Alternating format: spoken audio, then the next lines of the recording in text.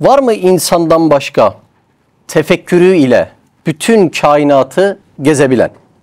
Var mı tefekkürüyle insan gibi yıldızlara gidebilen? Sadece insan var, başka yok.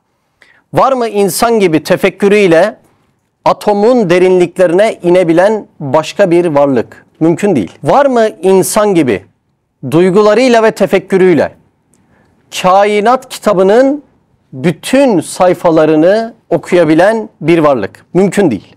Betelgeuse diye bir yıldız var. 500 ışık yılı uzakta. Yani bu hesaplanması zor ama gidemeyeceğimiz kadar uzak demek. 500 ışık yılı. Onun süpernova olması bekleniyor bu yıldızın. Yani kara deliğe dönüşecek. Şimdi insan merak ediyor. Gitmemiz mümkün olmayan bir mesafe. Yahu bu yıldız da mı insan için? Tabii ki insan için. İnsan gibi bu yıldıza tefekkürüyle gidip o yıldızda Allah'ın esmasını okuyabilen başka bir varlık biliyor musunuz? Mümkün değil. Demek ki gidemediğimiz bir yerde yahut içine giremediğimiz bir atomun içinde dahi muhatap biziz. Oradaki Allah'ın esmalarını, o ince nakışlarını, o ince dokunuşlarını okuyabilecek tek muhatap biziz. Başka da yoktur. Şimdi farkında mısınız? Anlatmaya çalıştığımız şey şu. Allah'ı, onun kudretini, onun ilmini, onun sıfatlarını bilmek. Yani marifetullah dediğimiz olay yeryüzündeki, aklınızdaki bütün işlerden bile daha önemli, en mühim yaratılış gayemiz, en büyük iştir. İnsanın ibadetteki, kulluktaki, sahabe gibi fedakarlıktaki gevşekliğinin arkasında dahi marifetteki eksikliği yatmaktadır. Bir insan Allah'ın hakimiyetini, büyüklüğünü, kudretini anlamadan karşısında ciddiyetle durması mümkün değildir. Demek ki marifet yani Allah'ı bilme ne kadar inkişaf etse bir insanın kulluğu o ölçüde eksiksiz ve kusursuz olacak. Çünkü kural öyledir yani. Biz görebildiğimizin karşısında icap ettiği gibi dururuz. Öyle mi? İman da bu demek değil mi? Ne kadar marifette derinleşsek, Allah'ı iman ile bilsek, bizim kulluğumuzun kalitesi, ihlası, miktarı o ölçüde artacak. Yoksa Allah'ı tanımayan, marifette derinleşmeyen birisine istediğin kadar papağan gibi tekrar et. Namazını kılsana. Kılmıyor işte. Senin cümlenle kılacak olsa, değil mi? Dünden kılardı. Orucunu tutsana, ibadetini yapsana. Haydi sahabe gibi bu yollara revan olsana. Haydi bak onlar gibi sen de elinde avucunda ne varsa Allah için feda etsene. Yapmıyor adam. Neden yapmıyor? Bir insan marifette derinleşmezse, yani Allah Azze ve Celle'yi tanımazsa, ibadetlerinde, kulluğunda, amelinde hep fütur olacaktır. Huzurunda duracağı Allah'ı tanımadan hiç amel eder mi insan? Bir padişahın saltanatının büyüklüğünü gösteren nedir? Bir, mülkünün büyüklüğüdür. Doğru mu? Ya bir sultan ki 3 kıtaya hükmeder. İkincisi de o hükmettiği büyük topraklara ne kadar itaat ettirebiliyor? Bir, hükmettiği yerin büyüklüğü. İki, o büyük yere ne ölçüde itaat ettirebiliyor? Bu ikisinin sorusuna alacağımız cevaplar. Yahu mülkü çok geniştir ve mülkünde dilediğini yaptırabilir dersek nasıl bir sultan deriz o? Uf, hakimiyete bak deriz ya. Hani bazı adamlar için şey derler. Bu adam burada kuş uçurtmaz derler. Ne demek o? Bu adamın her şeye hakimiyeti vardır.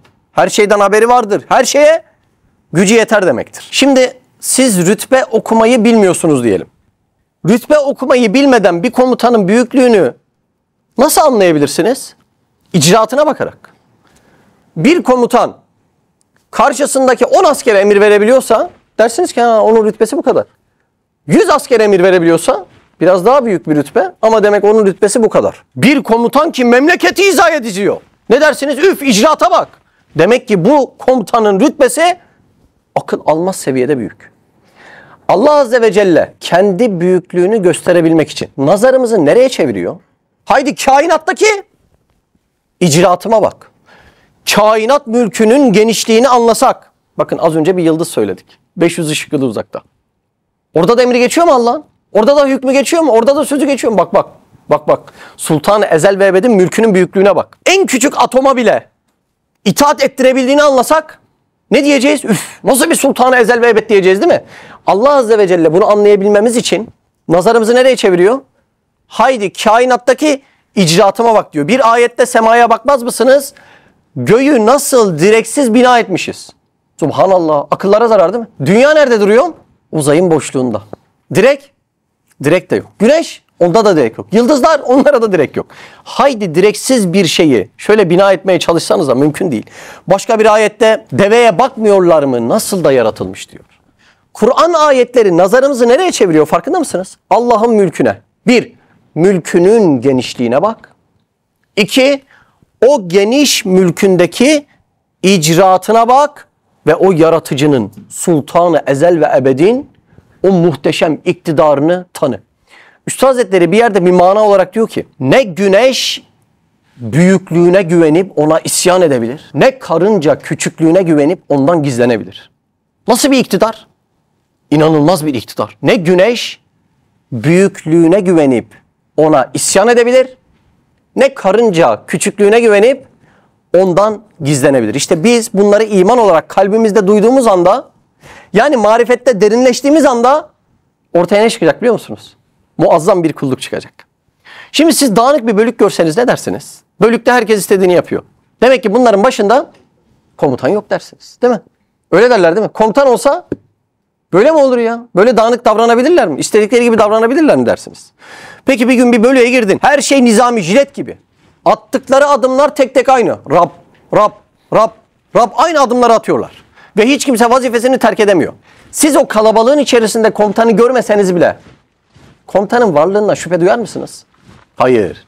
O kalabalık o emre itaat ediyorsa ben göremesem bile bir komutan var demektir değil mi? Neden?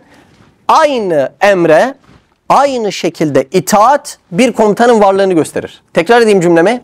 Aynı emre itaat bir komutanın varlığını gösterir. Allah Allah. Ne emri ya? Ben emir falan duymadım. Öyle deriz değil mi şimdi? Aynı anda, aynı hareketleri yapıyorlarsa sen duymasan bile aynı emri almışlar demektir. Allah Allah. Bak şimdi. Bütün asker aynı anda aynı hareketleri yapıyorlarsa, bak binlerce kişi Rab, Rab, Rab, dur, vuf. Binlerce kişi aynı anda aynı hareketi yapıyorsa sen duymasan bile aynı emri almışlar demektir. Sabah evden bir çıkıyorum bakıyorum ki kapının önündeki şeftali ağacı uyanmış, meyvesini vermiş. Arabayla geçerken bir bakıyorum yan komşunun şeftalisi de uyanmış. Mahalleyi bitiyorum bir gidiyorum mahallenin sonundaki şeftali de uyanmış. Hepsi aynı anda uyanmışsa aynı emri almış demektir. Ne emri ya ben işitmedim. İşitmene gerek yok. Aynı anda aynı hareketi yapıyorlarsa aynı emir bir komutan tarafından uyan diye hepsine tevdi edildi demektir. Doğru mu? Allah Allah. Bütün kainatın her birisinin Allah'ın emirlerine uyma, nizam ve intizamına lütfen dikkat edin. Düzene bakın yani. Kainatta düzen dediğimiz ne? Allah'ın emirleri. Öyle mi? Var mı başka tanıdığınız matematikçi? Bu kadar ince hesap yapabilsin. Var mı başka tanıdığınız iktidar sahibi o yıldızları birbirine çarpışmadan gökyüzünde direksiz durdurabilsin? Mümkün mü? Mümkün değil. Kainatta şu gördüğünüz itaat yani düzen bir komutanın varlığını gösteriyor. Ve Sultan-ı Ezel ve Ebed diyor ki bize benim mülküme bak. Karıncadan güneşe kadar her biri ince bir itaat çizgisindeyse beni tanı ve bana isyan etme ey insanoğlu diye duymasak da Kur'an'ın mesajından böyle bir emir olduğunu anlıyoruz. Allah Allah. İnsan marifette derinleştikçe Allah'ı farklı duyuyor. Marifette derinleşmeyi anladınız mı? Allah Azze ve Celle kendini tanıtıp bizi marifette derinleşmek için nazarımızı nereye veriyor? Kainata veriyor. Bak bakalım en küçük bir atom parçacığı benim mülkümle istediği gibi kafasına göre davranabiliyor mu? Mümkün mü? Mümkün değil. Şimdi şu soru bize hak mıdır değil midir? Ey insanoğlu! Zerre atomdan koca galaksilere her biri kusursuz bir nizam ve intizam içerisinde benim emrime itaat ediyorken Sen kimsin de bana asilik ediyorsun? He? Bizim kulluğumuz haydi yap, haydi yap, haydi yap deyince artmıyor. Bizim kulluğumuz marifette derinleştikçe. Yani muhatap olduğumuz sultanı tanıdıkça artıyor. Öyle değil mi? Allah Allah. Şimdi şu kapıdan bir arkadaşın girse şöyle yapar geçersin. Şu kapıdan çok hürmet gösterdiğin deden girse bir anda şöyle bir kemerbeste durursun değil mi? Hemen el pençe durursun huzurunda değil mi? Vay dedeciğim hoş geldin, buyur sen buraya otur dersin. Ne değişti? Gireni tanıdın. Gireni tanıdın da her gün seninle muhatap olan Allah'ı tanımadın.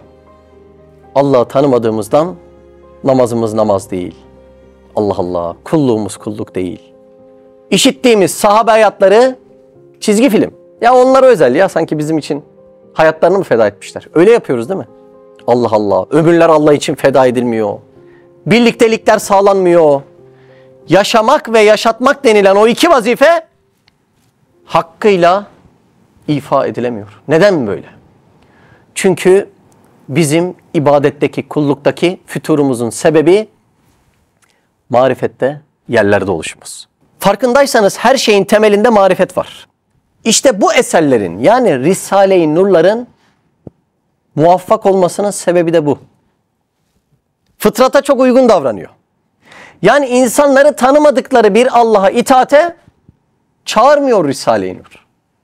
Allah'ı öyle bir tanıtıyor ki, ne demiştik buna? Marifette derinleşmek. Ne dedik buna? Marifette, Allah'ı tanımakta derinleşmek. Allah Azze ve Celle'yi öyle bir şekilde tanıtıyor ki bizlere, yani elhamdülillah, bunun neticesinde bir kul öyle bir sultana karşı lakayt davranamıyor. Kainattaki o emir dairesinin halkasından bir nefer olmaya çalışıyor ve diyor ki ben de bu itaata uymam lazım diyor. O itaata en güzel uyanların, sahabelerin ayak izlerine bir şekilde benzemeye çalışıyorlar. Kimi Musab oluyor, diyar diyar gidiyor. Kimi Habbab bin Eret oluyor, sırtında yara izleriyle kalıyor. Kimi Zeynül Abidin oluyor, kapı kapı geziyor. Öyle mi? Allah Allah. Olaya bak olaya.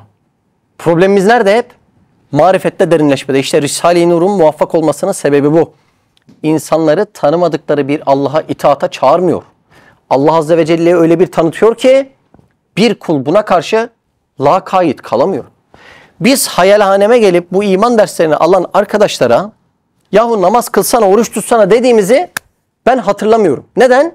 Çünkü Allah'ı tanıdıktan sonra böyle bir Allah'a karşı kulluk etmemek fıtratta yok. O fıtrat tamamen bozulmadıysa eğer, çöp olmadıysa eğer, Allah'ı tanıdıktan sonra bir kulun çıldırması lazım. Ben nasıl kulluk edip de onu razı edebilirim diye. Demek ki fıtri yol şudur. İman eden itaat eder. Doğru mu? İman eden, Allah'ı tanıyan, marifette derinleşen itaat eder. Şimdi biz dışarıda çoğu zaman bu yolu tepeden inme getirmeye çalışıyoruz. Allah var yapsana ya. Öyle oluyor değil mi? Özellikle ebeveynler ve çocuklar arasında böyle oluyor değil mi? Oğlum Allah var tutsana ya. Oğlum Allah var kılsana ya. Ben böyle denile denile evde zorla bir şekilde sabah namazına kaldırılan bir çocuk biliyorum. Çocuk kalkıyor, musluğu açıyor, su sesini içeriye duyuruyor.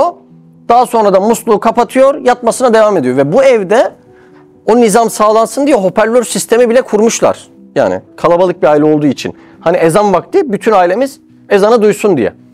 Sen süsünü müsünü güzel yapmışsın da tohumu toprağa koymamışsın be arkadaş.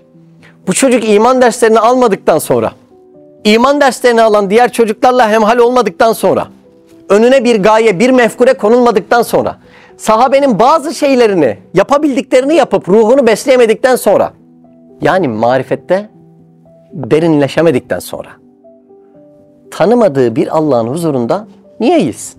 Bak aynı çocuk mahallede Ali'den korkar, topunu verir ki Ali ona bulaşmasın. Ama Ali kadar Allah'ı tanımadığından dolayı sabah en zor olan şeyi yapıyor, kalkıyor, gözünü açıyor. En zor o değil mi? Sonra su sesini açıyor, kapatıyor, geri yatıyor. O kadar da mı tanıtmadınız? O kadar da tanıtmadık. O kadar o çocuğu tanıtmadıktan sonra evinizi Kabe'ye taşısanız alacağınız davranış aynı olacaktır. Öyle mi? Demek ki problemimiz marifette derinleşmek. İşte tekrar edeyim aynı cümleyi. Risale-i Nur'un muvaffak olma sebebi budur. Tepeden inme bir şekilde yap, et, şöyle yap demiyor. Allah öyle bir tanıtıyor ki yapmasan çıldırırsın. Tam fıtratın yolu budur. Ondan sonra ne oluyor? Kişinin kalbi hidayet ve imanla donuyor. Allah'ı tanıdıkça. Daha sonra yaşantısına dönüşüyor. Sonra evinin yaşantısına dönüşüyor. Sonra sokağının yaşantısına dönüşüyor. Sonra hasret ve heyecanla beklediğimiz gül devri oluşuyor. Allah'ın izniyetiyle böyle oluşacak. Tepeden inme bir şekilde herkes İslam'ı yapsın. Bu fıtrata ters, fıtrata. Sizin fıtratınız kabul ediyor mu böyle bir şeyi? Tanımadığınız Allah'a itaat eder misiniz? Mesela ben burada tanıyorum bazı arkadaşlar gecesini gündüzüne katıyor. Buraya gelen bazıları diyor ki ya abi diyor sizin eviniz var, çocuğunuz var diyor filancalarına. Hiç gitmiyor musun diyor. Ama o adam öyle bir şekilde Allah'ı tanımış ki o da içinden şu cevabı veriyor. Ya ben bu yaptıklarım sahabenin tozu değil. Ne diyor bu deli adam diyor. Anladın mı demek istediğimi? Allah'ı tanıyan buna iştiyak duyuyor zaten. Allah Allah, tepeden inme değil, fıtratı harekete geçirerek. Üstad Hazretleri'nin bir cümlesi var. Cümleyi iyi dinleyelim. Fıtri meyelan mukavemetsuzdur diyor. Yani fıtratın içindeki meyile karşı gelinemez diyor. Bir tavuğun yumurtasını kuluçkaya koyarsın. 21 gün sonra tık tık tık diye bir ses duyarsın. Fıtri meyelan. O yumurtanın içindekini neye çevirir? Civcive çevirir. Öyle mi? Allah Allah. Peki sen desen ki benim de gücüm kudretim var. Bunun fıtri meyelanını ben bekleyemem. Dışarıdan müdahale edip o yumurtayı kırsan anca bir omlet yapabilirsin. Öyle mi? Bak. Fıtriyi bıraksaydın civciv çıkacaktı. Tavuğa dönüşecekti, yumurta verecekti. Sabırsızlık ettim. Ben o fıtri meyelanı bekleyemem. Kafasına vuracağım. Hani dedim ya tepeden inme. Kafasına vuracağım dedin.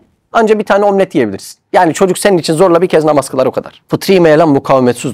Şimdi tohumu toprakla buluşturuyorsun. Bir de suyla kavuşturuyorsun. Ne başlıyor? Fıtri meyelan başlıyor. Tohum kocaman ağaca dönüşüyor. Meyvelerle besliyor bütün evini. Doğru mu?